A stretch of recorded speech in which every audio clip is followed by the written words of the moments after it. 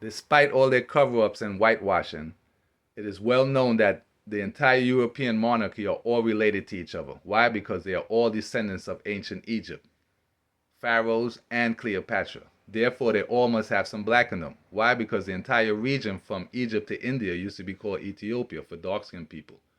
Egypt was called the granddaughter of Ethiopia, and Egyptians were referred to as disobedient Ethiopians. India was called Eastern Ethiopia. That's why the largest river in India is named after an Ethiopian king by the name of Ganges. So let's read what the Most High has to say. And I, even I, have heard the groaning of the sons of Israel, whom the Egyptians are enslaving, and I remember my covenant. Therefore say to the sons of Israel, I am Jehovah, and I will certainly bring you out from under the burdens of the Egyptians, not necessarily in the land of Egypt. Hence, they all came from ancient Egypt. So let's read what the Most High has to say. The tide which is sweeping Africa today cannot be stayed. No power on earth is great enough to halt or reverse the trend. Its march is as relentless and inexorable as the passage of time. The day is long overdue for a change of attitude on the part of those nations which have heretofore sought to hinder or impede this movement, or which have been content in the past to remain passive in the face of impassioned cries for freedom, for justice, for the right to stand with their fellow men as equals, which have gone up from this continent. It is time for them to enlist their sympathetic efforts on behalf of the struggle of African peoples, to gain the place in the world which is their God-given birthright. Those who hail or refuse to do so, those who lack the vision and foresight to realize that Africa is emerging into a new era, that Africans will no longer be denied the rights which are inalienably theirs, not alter or reverse the course of history, but will only suffer the inevitable consequences of the refusal to accept reality. Haile Selassie I. So be careful of these lands. All of them represent ancient Egypt. So if you're in a country that follows a Roman calendar, therefore you follow ancient Egyptian pagan festival days. Because Rome is just a continuation of Egypt. Now, the Goths seized Spain from the rule of the ailing Roman Empire that was collapsing during this period. So what did Musa do next? He sent a reconnaissance mission of 500 African converts to Islam. Remember, the original Muslims, or Islam itself, was created by blacks from North Africa. Spain, led by an African called Tarif. Using 4 ships supplied by Musa, they landed in Spain and they plundered a port, and they gave the port a new name, Tarifa. What about that? Named after Tarif, right? And what happened is the Moors imposed a special tax at that port, and that's the origin of the word tariff. Right? Did we know this? Aren't you glad you're here? All right, so in 711, Musa sent a second and more formidable African army into Spain, led by Tariq ibn Ziyad.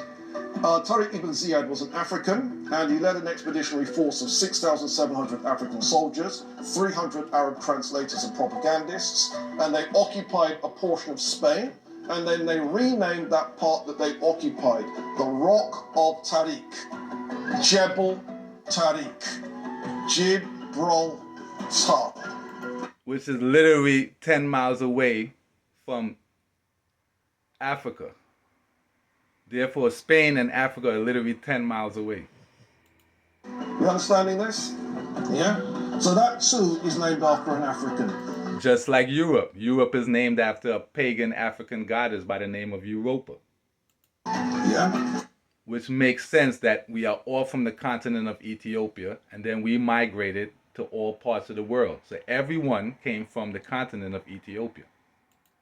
Okay, now European writer from the time period, there's a European monk, and this is what he said happened. The reins of their horses were all right. So let's watch. History is a lie. Let's see how another English queen was described. Philippa of Hainault. From Chaucer and His England, page 181. Quote, "She was Queen of England, wife of Edward III. The document itself, which is in Norman French, runs as follows. The lady whom we saw had not uncomely hair, betwixt blue-black and brown. Her head is clean-shaped, her forehead is high and broad, and standing somewhat forward. Her eyes are blackish-brown and deep. Her nose is fairly smooth and even, save that it is somewhat broad at the tip and also flattened, yet it is no snub nose. Her nostrils are also broad, her mouth fairly wide, her lips somewhat full, and especially the lower lip. Moreover, she is brown of skin all over, and much like her father, and in all things she is pleasant enough as it seems to us." End quote. In this illustration, she is depicted blonde. They're funny. They're trying to hide it. What are they trying to hide? We lost power in Spain. The Africans ruled Spain from 711. We were calling ourselves Moors, M-A-U-E-R-S, then M-O-O-R-S. From 711 until 1485. Notice he's trying to say that Africans only controlled Spain, Europe, up to 1485. But you're going to see that King James himself was black and he lived in the 1600s. So it never stopped. They're just trying to cover up their past, because it would look bad that blacks were enslaving blacks. 774 years, when we built and brought into Europe the university system, building the University of Salamanca, S-A-L-A-M-A-N-C-A in Spain, a copy of the University of Genève from ancient Ghana, which was equally a copy of the University of Sankore in Timbuktu, which the French later called Timbuktu.